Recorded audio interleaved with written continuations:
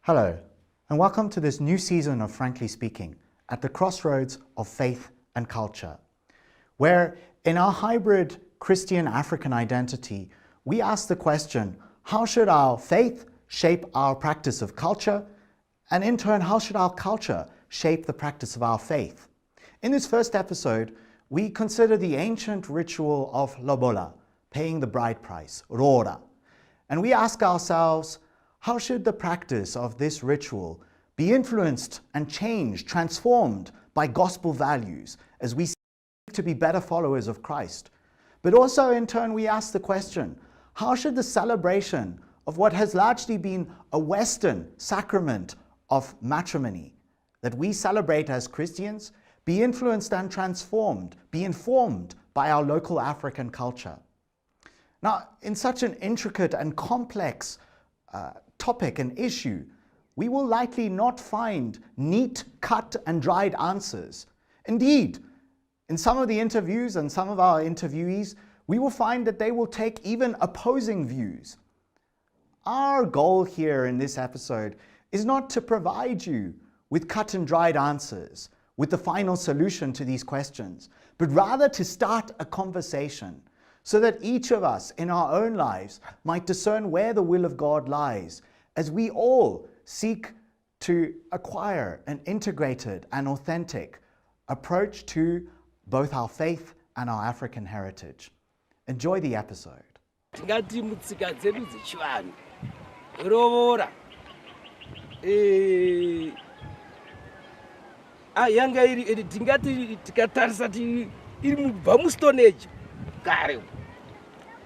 Waibisariri badza roora chi badza tikatarisa totarisa tichiti badza kasirai tasungano rikusunganidza muri.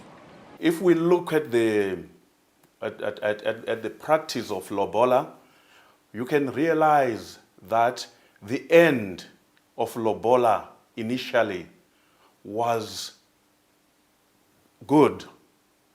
The end was that to say the bride is here and I want to commit my life with this person.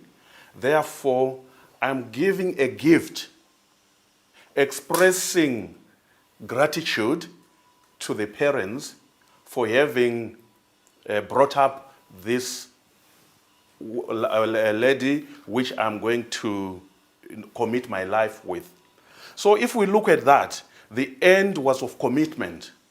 We want to commit for the rest of your life, and this is also the understanding of our sacrament of matrimony.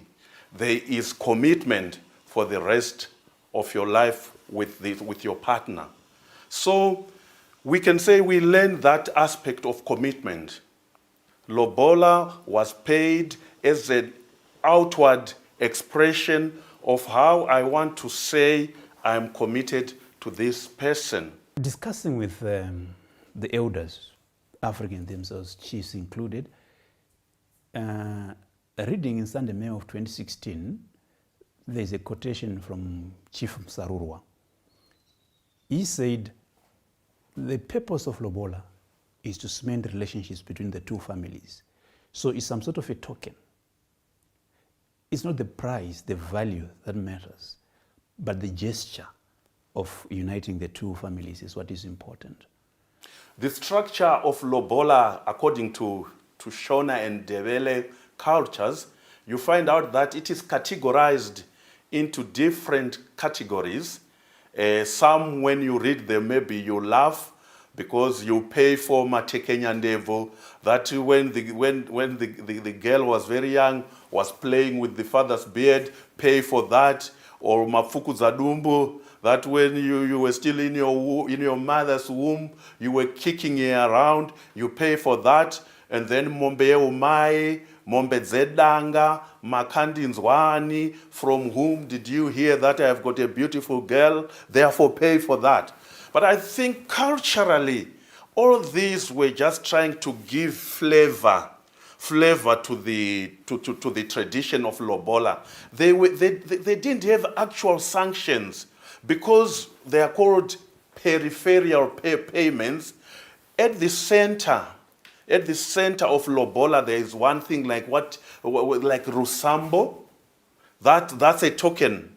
That is the at the center of it. And then now to pay some cows or what, that was there because that was a symbol of wealth for everybody, which is no longer the case today. It can be replaced by anything. And then, okay, traditionally Mombeye Umai is still very strong, unless we exorcise the myths which are around Mombeye Umai. We might not quickly remove it because people quickly think that if you don't pay that one, your life will be in shambles. Maybe, but still, I think we must just take Lobola holistically and then make our people understand that it's just a gift. It's not that we are commercializing our daughter. It's just a gift, and if it is a gift, the other thing I would propose is let it be left to be left to the son-in-law to say, I think this is what I want to give my in-laws, instead of it being charged by the in-laws. Let it be, if it is a gift, it must come out of the willingness of the son-in-law. When I thought through how this ceremony actually takes place, we are talking about the event. To my mind, the various stages are very significant and symbolic, and of themselves they are valuable. For instance, acknowledging that we are in a house and the main player or the caretaker is the mother. Therefore, the first thing is ndiro. We borrow from the mother, and then the mother is allowing us to now carry on. So those kinds of small things, each one of them is important. However, I do have a concern when each of these becomes one of the landmarks through which we can get a huge chunk of money. So the symbolism, I believe, is beautiful and it's great, worth maintaining. And of the whole Rora ceremony, the monetary aspect needs to really be thought through. And how much we are charging our future sons-in-law needs to be thought about. Because if it becomes a hurdle and I start to avoid beginning even, because I don't think I have enough to make it not embarrassing, then that's where we're losing it. I should be confident to come and say, look, this is who I am. I am either unemployed or employed in this way or the other, and this is what I can manage. But with that, let's break it down so that the ritual is complete. And if everybody comes in with this kind of thinking, somehow I feel we build better homes, we build better families. So, yeah, the symbols, let's keep. The stages, but the amounts, let's think about what family we are setting up and how we are setting them up. Now, specifically, the issue of Ribinge, and it varies. Not all Shona cultures have Ribinge. Some Shona cultures do, some don't. So I only discovered Ribinge as a grown man, in fact, when I was going for another marriage, not mine. And we actually asked, what is this? Because we don't have it in Marsh Central, where I come from. Then they told us, no, there's no marriage without Ribinge in that part of the country. So obviously that stalled the process for quite a bit. But their argument is, when a young man is dating a young woman, or a man is dating a woman, you are bound to do things that are taboo. From when you make your phone calls, from when you are visiting, when you are seeing each other, the whole dating, you are doing things that you shouldn't be doing. And so your mother-in-law might see you, or other friends of your father-in-law might then say, we saw your daughter under these kinds of circumstances. And all of that comes back, and that's what you are paying for through Ribinge. Fair enough. But let's face reality. Arranged marriages are now much, much, much fewer. These young people necessarily must meet, they must get to know each other. When do you expect that to happen? So what qualifies as Ribinge, and should they really be a showstopper? This for me now becomes something worth considering. Again, at the end of the day, at least given where we are, every father who's about to marry off his daughter, every father and mother, must think about, what am I doing here? And what am I setting up my child for? And if we go in with that kind of thinking, we might see better and happier marriages. Iri pane hunjire badza iri tikisisu ngatitarisei badza kuririona semambiri akaita chi badza vhari yebadza hongu kuti netsika dzekuti idzidzi hatifani kuti hatikwanisi kuseparata tsika dzedu isusu ukaona roora iro riya nderedzinza ende ndereukama ya rine kukosheswa kwetsika dzedu isusu murikuona mai ya manorms and values eculture yedu tinoona kuti anosimbiswa neroora musunganidzo yemhuri mbiri ya saka iri ora rakubuda mazuva ano iri hatichanjotsonzwisisa kuda tatoda kuti tifunde tichionesana. It's not just a token. So again, it depends on your financial capacity. In Nigeria, it is, I don't want to give figures here, but it is not for your regular middle class person or upper class. It is something that you pay with a little bit of ease. So it's not a token. It's not a token. It is, some people cannot afford it, and some people actually go through stress because there's a lot of gifts and gifts and gifts that also come with the eventual sum you are going to pay. But here it was different because, first of all, it was a different currency, USD, and it was, let's say, like 10 times what we pay that year, about that. So it was different, and my family was also surprised, because again, because of the currency difference and large sum by any expectation in Nigeria. Well, yeah, I had made up my mind for a while that I wanted to marry Tendai, and I said, okay, I will get the figure from them. Whatever it is, we'll negotiate, and then we'll meet somewhere and take it from there. So, yeah. It was high, but no regrets. I loved it. Okay, I'm going to call it Rora because Lobola is not even my language. Anyway, the Rora ceremony was very interesting in the sense that there is no how-to guide on the things that you're expected to sort of do or follow in terms of procedure for a woman, and yet you're also excluded from basically the entire negotiation. Like, your entire role on the actual day is, they ask you, do you know these people? And you say yes, and once you've answered yes, you could literally stand up and go watch a movie. And yeah, there's nothing else for you to do except maybe pick up money at some point where you're supposed to pick up money as the bride.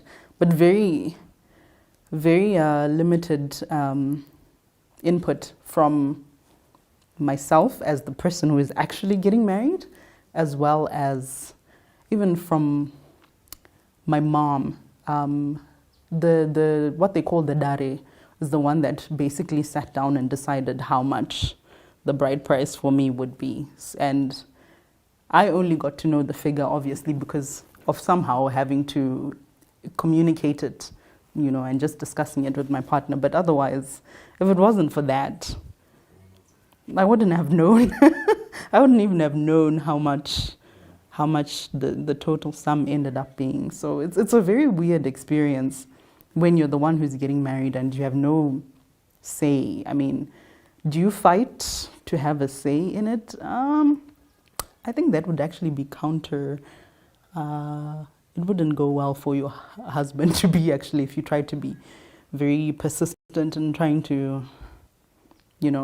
play a bigger role. I've heard experiences where some girls have gone to their fathers or their brothers and said things like, okay, my person is not that wealthy, please, can you calm down when you're putting together your figures? But I didn't do that. I just I just wanted everything to go as smoothly and as easily as it could, especially because it was an intercultural marriage. If my daughter is getting married today and we are doing a traditional wedding, I'm not collecting a dime. You can bring whatever gifts in Nigerian tradition or whatever. You can bring whatever gifts, but I'm not collecting a dime from you for my daughter. Yeah. Simply because I think it's very transactional. Yeah. Even with the Nigerian one, the first one I really experienced was my younger sister's wedding in 2017. And I was with my dad, so the traditional wedding, the reception and the party was going on in this big hall, and my dad and I and his older brothers were there with the representatives of Babajide, my brother-in-law, and they had brought their gifts and cash and all that, and they gave it to them, and boom, that was it, and I was like, it just seemed like they were paying for something, Yeah.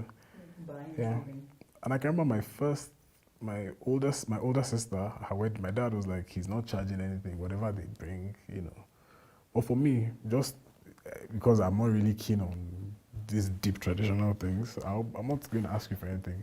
Two of you love each other and you want to go ahead with this.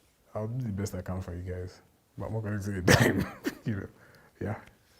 It's just me. One of my concerns is how, in conversation I've picked up, mwana wekwaningi akaroorwa, fair enough. So Lobola was paid, the ceremony was done. But a follow-up question is what bothers me. Akabvisirwa mari. Why are we asking this? Lobola was paid. Why do we want to know the amount? There is a secret competition now going on. Was it 2,000 or 10,000 or 15,000? And how strong is the mkwasha? Did he manage to pay it all at once, or did he struggle? And it's these conversations that scare young men into entering into what I think is a beautiful and wholesome event. God rest his soul, my father, I remember him saying, if I know beforehand what my mkwasha is capable of, I will make it work for him. I will make it work for him because I want him to leave that ceremony feeling like I have achieved. Yeah, in an ideal world, I can't see myself letting someone pay Lobola for me. I think again that does come from the experiences, past experiences. So unfortunately for one of my sisters, her marriage did not, she did go through a divorce, and I'm not saying that that is something unusual in the time that we live in. There's a high percentage of that, but in terms of what I know Lobola is meant to be about, so you talked about unifying the families and also being liberation of us beginning our lives together. I think there's also, a part of it which is expressing your respect and gratitude to each other's parents for, I think, raising us to be who we are. And usually it's more so the light is shone upon the girl's parents or the female's parents for raising her and looking after her. And so there's a huge sign of respect in that, and I think it should be intentional and not just a token. But I do think that what comes after needs to echo what you mean or what you are saying in the process of Lobola, and I've seen that not I've seen that not carry through afterward. So I do feel cynical about just going through something as a rite of passage or something that just must be done. And that's why I think I just wouldn't ideally let someone pay Lobola for me, because it's so much about your actions and your love afterward as well. It's not just on the day putting up a performance. So when we decided that we would like to get married, we sat down and looked at how everything normally goes in the culture, from the process of telling parents, setting a date, lobola, and all of that stuff. And with our experiences as an individual and within the cultural context, we sat down and broke things down to say, with our relationship, with the journey that we have walked and that we intend to walk going forward, is this something that we agree with? Is this something that, as a whole, we want to be associated with?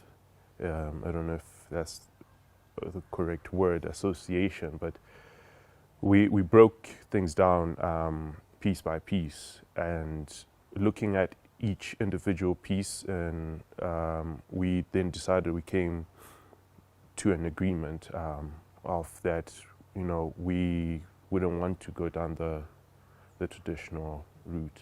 Yeah, I think when it came to reaching that decision, or now saying with clarity, or vocalizing that we weren't going to go the traditional route, if I think about just the journey and the process of our relationship, it really just centered around who we are as individuals and how we see each other as individuals. So I think that's an important part, because yes, we also know that we have our families around us, and you know, organically we each interacted with people in our families before lobola, which I think it's not really something that is spoken about, or that, you know, is formally recognized before lobola. But I think we just went along our own process, and the format of lobola didn't fit with our natural way of doing things. I don't know if there's anything unique about who we are. I don't know if we just had the guts to express that we were not comfortable just having a format applied to us when it now came to our family members being conscious or aware of the fact that, you know, you are now at a stage in your life that you're ready to get married.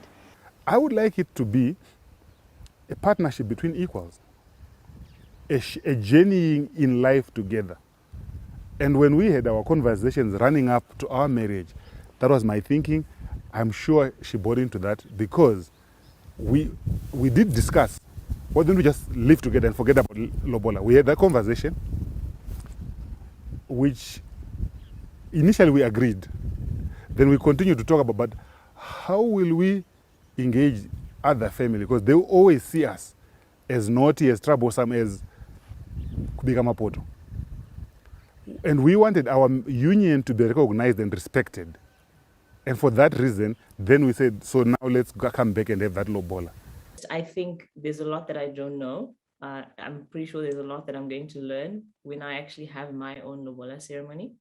As far as I know, there isn't much of a role that the woman plays. I mean, granted, these days, you know, you see, you know, it's all about getting dressed up, and although it wasn't always about that, so it's easy to see your role as being the one that's dressed up pretty, and, you know, with your makeup and everything done, and, you know, looking forward to enjoying your day. How I feel about my role, particularly maybe with my lobola ceremony that's coming up. Yeah, I don't think I'll have much of a role. I guess my role will just be giving my consent that Munashe is there to marry me, and that I do want to spend the rest of my life with him. And I'm pretty happy with that. Yeah. When we are talking about a bride and a position, and in as far as lobola is concerned, we find that you have different perspectives. One of the perspectives which many people ask, especially women, is that, are you not commodifying us by charging a exorbitant prices, and by not consulting us, and also even by not allowing us sometimes to be present when Lobola is being negotiated. For sure, implicitly, it's true that Lobola is the commodification of the daughter. Because if you hear the reasons they give when they are charging, I'm charging this amount because I did a lot to her. I'm charging this amount because I want to compensate for all the monies I used to educate here. So if it is from that perspective, for sure it's commodification. And the danger with commodification is this woman will never enjoy the goodness of marriage, because every time when there is a misunderstanding, she is referred to as a commodity, not as somebody who is participating in this union. So yes, when it comes to the ability to play a role on the day of Lobola, it is a problem for me not to have a voice in that. And I think, again, when Brian spoke earlier about, how do you assign a value or a price when it comes to Lobola and those things, perhaps this also comes from being the female, and I've never sort of said in a definitive way I am a feminist, but I think you do sort of feel a sense of powerlessness, and you do feel like perhaps your voice is not as important in the process of those things happening and those decisions being made. And I mentioned before that a large part of my decision, or the way I position myself relative to some of these cultural practices, is the experiences of having seen older cousins, older sisters go through this. And even just that example of on the day you don't have a voice, I've seen or heard of a bad example of that. And so I do feel it's sort of close to home on when if it was to be my Lobola day, those same father figures who sit around and make a decision also shape that experience for me and for Brian. So a culture has to be enlightened by the gospel. So a culture should be ready to drop certain things that are contrary to the gospel. Otherwise, without that. And we should always remember, when we are talking about marriage, it is for the good of the spouses and procreation of children. So, yes, we respect relationships, but basically when it comes to marriage, the good of the two and the procreation of children. But our culture, the local culture, is highly communitarian. So whatever you do, actually for us, the Shonas in particular, if you marry your wife, she's a wife for the clan, not your own wife. And that comes with a lot of practices that are contrary to the gospel as well. In the actual ceremony, the woman is present. All she does is acknowledge that she knows this family that's come to get her. Now, that element of patriarchy, unfortunately, spreads beyond the ceremony. It's very pervasive. It's everywhere. Why do I say it's everywhere? Because let's look at what happens to the woman in today's society.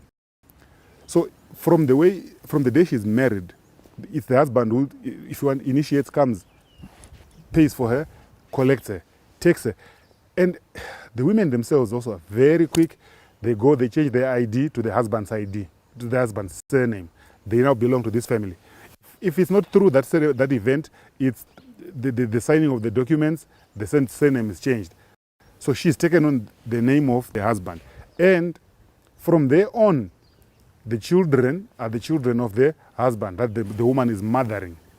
And the decisions about what happens within that family, technically, or at least at a certain level, It's assumed it's the man who is running the show and the woman is at a lower level in this system. That thinking will take us longer to abolish.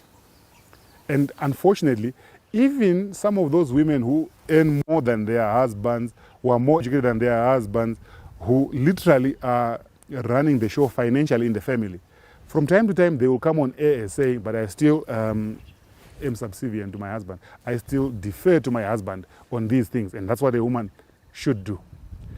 Unfortunately, and this is much to my disappointment, then biblical passages are quoted where the woman is supposed to be under the man. And this kills the conversation. To my mind, if we approach marriage like that, it will always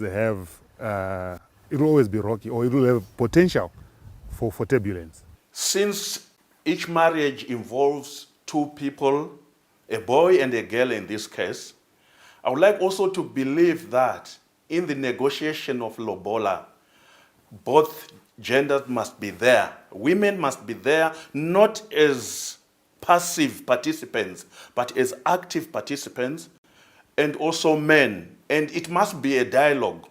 It's not supposed just that we are dictating where the fathers, because when it comes to Lobola, you just hear the father speaking. But what we are talking about are children born of parents, not of a parent. So I would like to believe that this must promote a dialogue between men and women, and they must be involved. They must be involved. Otherwise, without involving women, there's no way we can come out of this understanding of saying we are selling our sisters. Since we are now talking from a Christian perspective, we must always ask what the gospel, the light of the gospel, can say to a situation. Like in this situation, whereby only men are the ones who are negotiating, but they are negotiating about a woman. We really need to resort to ask ourselves, we are talking of human beings with rights, and even this girl has got rights also. These rights must be, her rights must be respected. And also the equality of humanity before God must be prioritized. Nobody is less than the other before God. And because of that, it's the gospel which is helping us to promote the human dignity. But that even in this process where people are starting a family, human dignity must be respected by also consulting the ladies and also especially the girl to be married. I think I played a very major role because when I spoke to my aunt, she was the messenger going back and forth. I asked her to go and find out from my father what exactly they would want and how they want this day to unfold.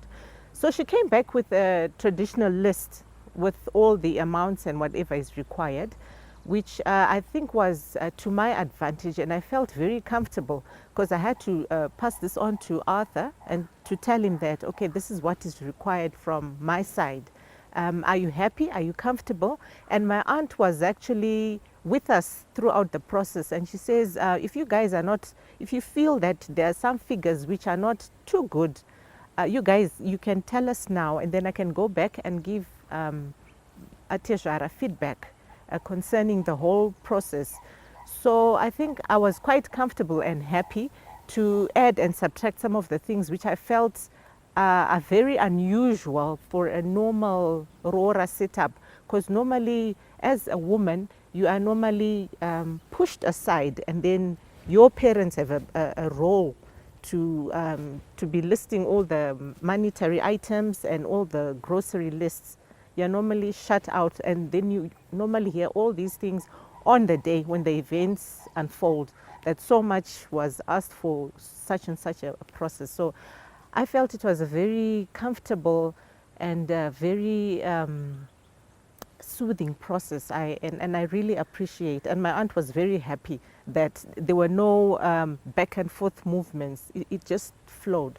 Isu sesangano rezinata tingati taitarisira kuti sezvakaita roora riyani dai tanga taisa umu mutemo kuti tiite setinostandardize. Pane pekuti tinoziva formula yekuti dzingaa mombe dzababa 10, mombe yeumai zita 11. Zvove zvinhu zvinozikamwa kuti muZimbabwe mese, munyika muno mese, munhu kana uchiroora mombe 10 11 echi yeumai haunei kuti uri muZezulu, uri muShona, uri muNdebele. Tive nestandard yekuti chero ari kunze ukakabvunzwa kunzi vekuZimbabwe vanorodzana sei, unotorwa imombe 11 vakurodzana. The idea of standardizing and putting a figure really now commodifies this event, in my view. I'm a teacher at a private school. A teacher at another school cannot afford what I can afford. And if you standardize at my level, you have cut out that other person. And if you standardize at my level, what about those other friends of mine who are comfortable paying the equivalent of a brand new SUV? When I, at my level, take tokens to my friends, I take my level type tokens. When they take tokens to each other at that level, that's what they do up there. So I don't think we can really come in and say it has to be X dollars or X, I don't know, goats. But you know who you are dealing with. Remain humane. I think that's how to play it. Remain humane, remain realistic. Well, I think the standardization of Lobola, that particular argument has some merit to it. I think in some regards, it might limit a situation where people abuse it or where families abuse it. That argument does make sense. The question is, how does one standardize it? It could be based on a percentage of your income. That could be great. But yeah, I think the standardization would make some sense. But on the other hand, not making a standard, I think allows for families to have a more organic interaction where it's two families talking about what sort of appreciation should be given. And then families can bring up whatever points they feel are relevant. It could be, listen, we raised our daughter to be very, very honest, very loving. She's a beautiful young lady. She's very educated. All of that could play in. So, and also families are different. Some people are wealthy, others aren't as wealthy. So making a standard has its merits, but it also has its limitations, in my opinion. There really is that danger, but I do also see that danger in standardizing it, right? Because, for example, you know that a loaf of bread is such and such an amount of money, right? So, if you want to go buy bread, you go with however much you go with, right? So now if you're putting a standard price tag to it, now to me, that feels like your commodification. That feels like commodification to me now. I think putting a standard price to it, I'm pretty sure a lot of men would appreciate that, because now you don't have to go through the stress of how much do I need to have, how much do I need to prepare, there's a set amount and you go there, you've got your set amount. Then it ceases to become a negotiation, because the way I understand Lobola is that it's also a negotiation as well, and I think that's in cultural.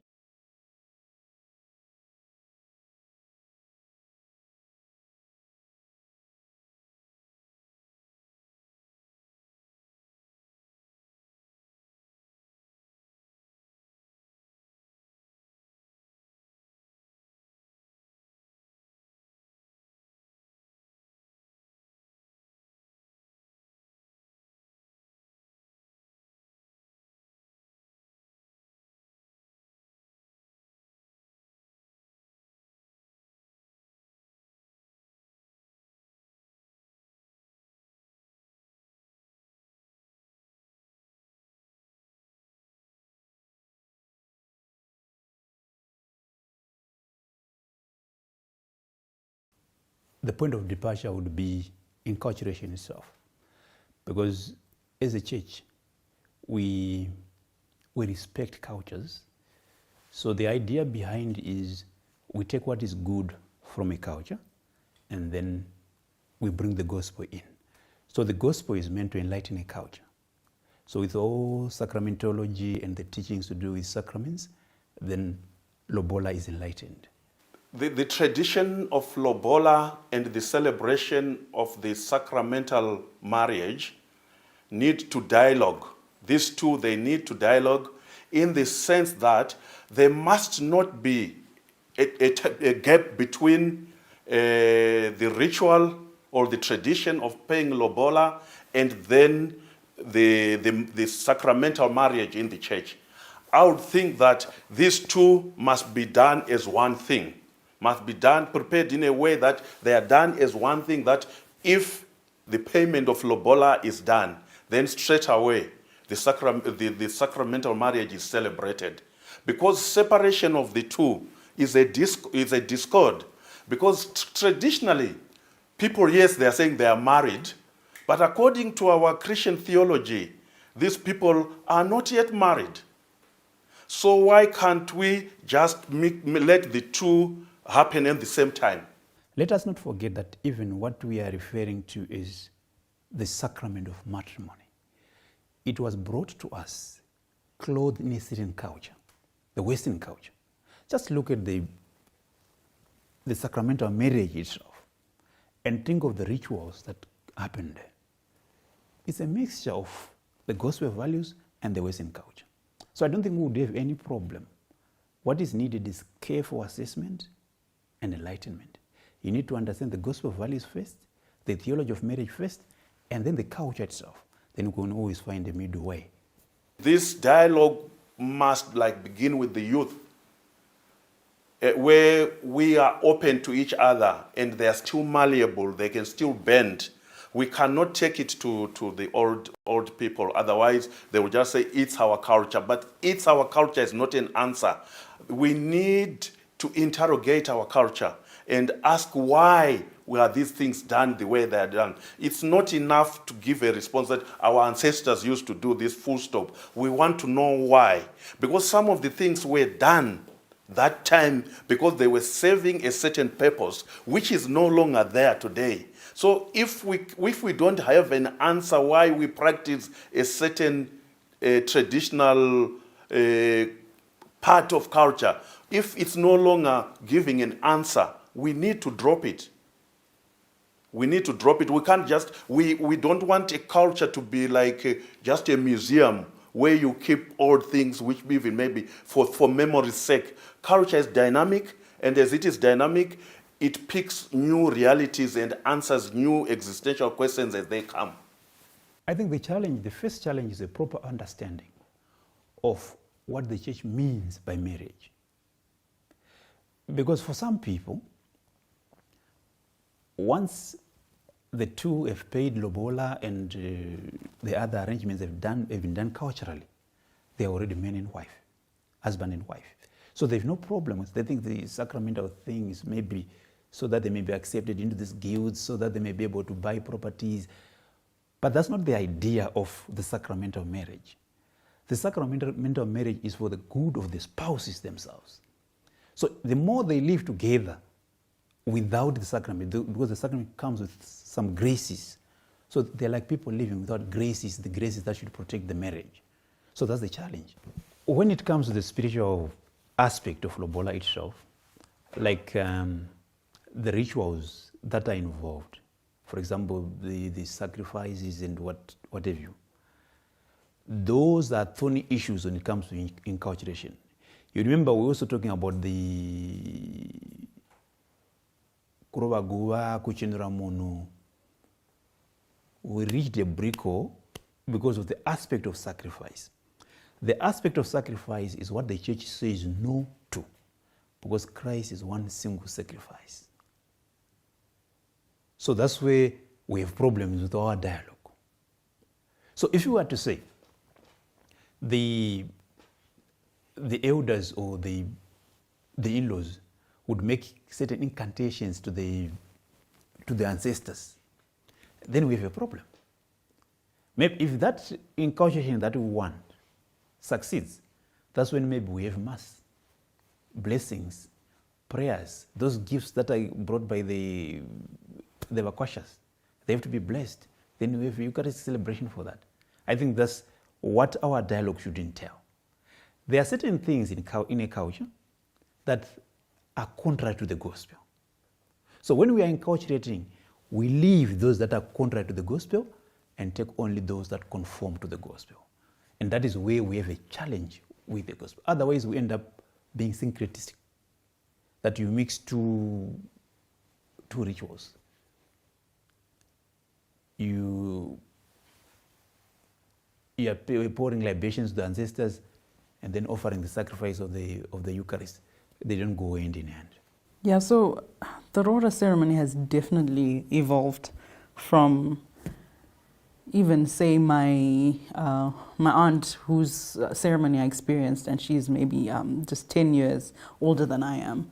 And, you know, it's become so elaborate and a little more personal for the couples in the sense that you're choosing what, you know, the people are eating, you're choosing what, how the tables that are set for you to eat afterwards are decorated, the couples are dressing up, which I love about Nigerian culture. Like, these people are so elaborate, always dressed to the T, and we've taken that on as Zimbabweans, and, you know, people are going all out with their outfits, and, you know, always now a photographer there. I mean, obviously the more intricate parts of the actual exchange between the two families are still very private and more about the families.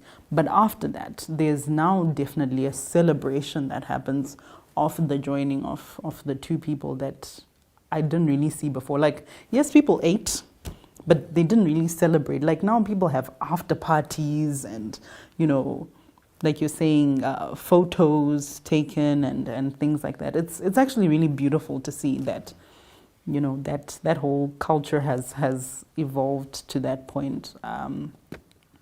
I like that very much. But again, what a lot of people are also doing now is having the traditional, you know, marriage on that day, and maybe later on in the day, once all the formalities have been finished, people actually get, like, you know, have their white wedding. It's cheaper, it's easier to just have the people that are around, you know, on one day, as opposed to calling them back again 6 months or a year later. Oh, come back again, we're getting married in the church and whatever. Everything just happens on the same day. And again, that's an evolution of the whole ceremony. I mean, for you guys, it would be, you know, the 2 days, but now it's happening on the same day, which is great. Although I mean, there's still people who are doing that, but you also get people who still want the elaborate wedding, like myself, who will then have it later on. I mean, despite COVID, I don't think I would have done it all on the same day. I just think it's a lot of pressure. But there's, like, when you're Catholic, you almost feel like you haven't completed the transaction until a priest comes and, you know, does the whole marriage mass. You're almost like floating in between. Can I receive Holy Communion? I'm living with this man, you know. God knows we're married. God definitely blessed this marriage, you know.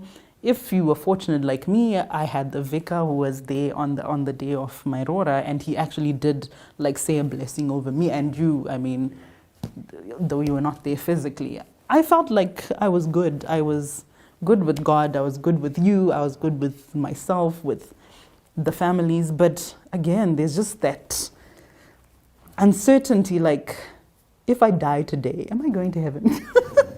Am I going to Catholic heaven?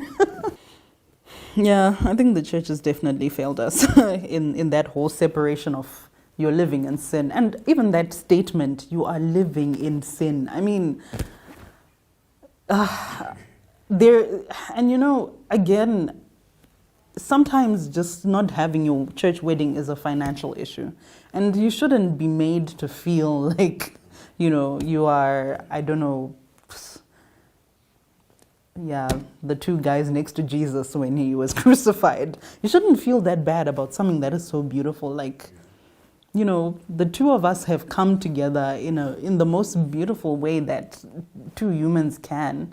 And there's another little human who's been, you know, cooked up from this pot of love. But yeah, we are living in sin. I mean, yeah, the phrase itself is just so, demoralizing. I mean, so what? Should we just go to a different church that will be more appreciative of our love?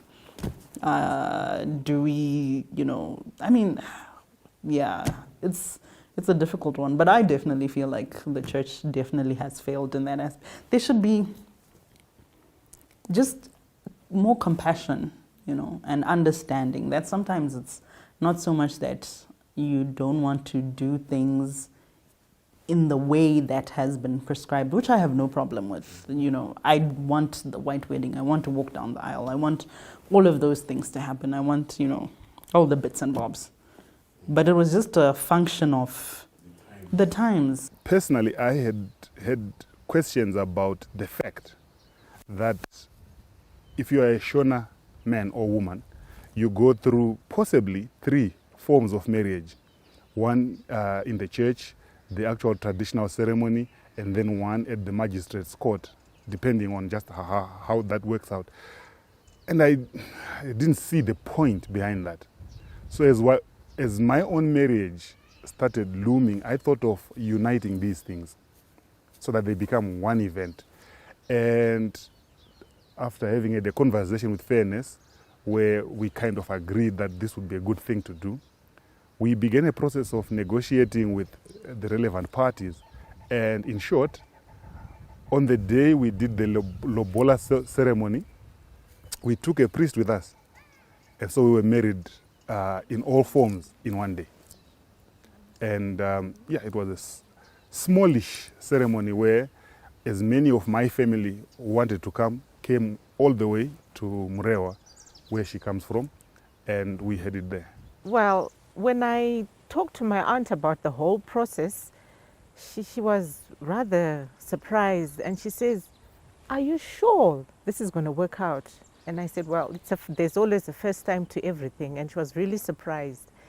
And she says, "Okay, let's hope you guys won't embarrass us, and you call a Lobola, and then you want Kakubata Nidzwa." So she puts it across, and then I said, no, don't worry. I think things are just going to flow, so we'll just go ahead with the plans. But she didn't look very happy at first, but as events unfolded, she was very comfortable with the whole setup. And yeah, I think it went well on the day. The argument we used was, if you want, the sacramental argument. Our aunt is Catholic, and the family, the wider family, are Catholic, or it's a very strong Catholic context. So we said we wouldn't want to go through a traditional ceremony and then go through a period of not receiving the sacraments while waiting to do the wedding. So we want to ensure that the day we publicly commit to one another through the traditional marriage, we immediately also commit to one another sacramentally. And so, starting with the aunt who was going to be our messenger, she was convinced, or she sounded convinced on that point, but she wasn't sure how it would be received.